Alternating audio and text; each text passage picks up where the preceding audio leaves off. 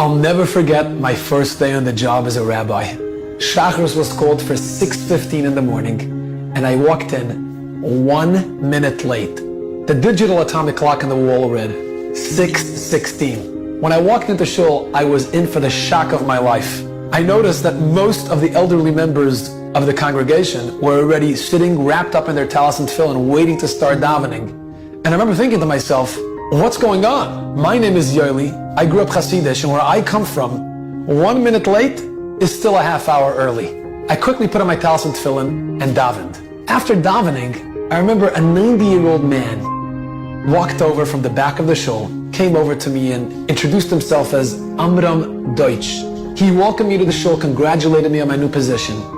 And then he said to me, Rabbi, I noticed that you were late this morning. Rabbi, it really hurts me to watch people come late to davening. Please try to be on time tomorrow.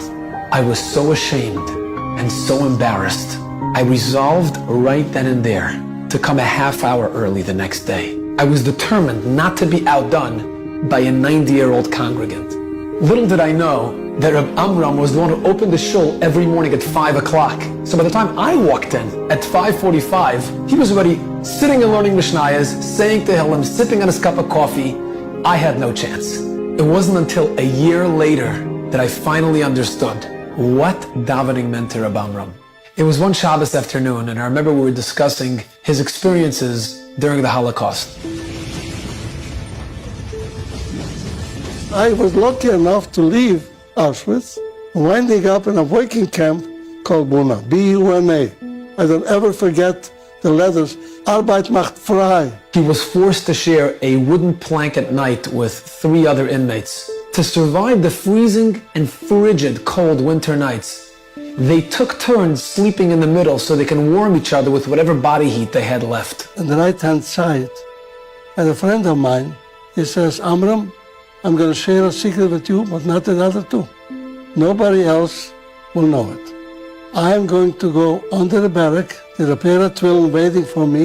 I will go for 2 minutes, make believe I'm going to the bathroom, and you go next. 2 minutes of Shema Yisrael, and up you go. Rabbi Amram turned to me and he said, Rabbi, for 6 months, until we were transferred to Bergen-Belsen, and we couldn't take the tefillin along, my friend and I woke up every morning, 15 minutes before roll call, and sneaked out of the barrack, crawled underneath. We took turns to put the tefillin on. We each said the Shema, and then we finished davening on the march on our way to work. We risked our life every morning trying to, at least that much we can do, to say thank to the Bnei Shalom, Shema Yisrael.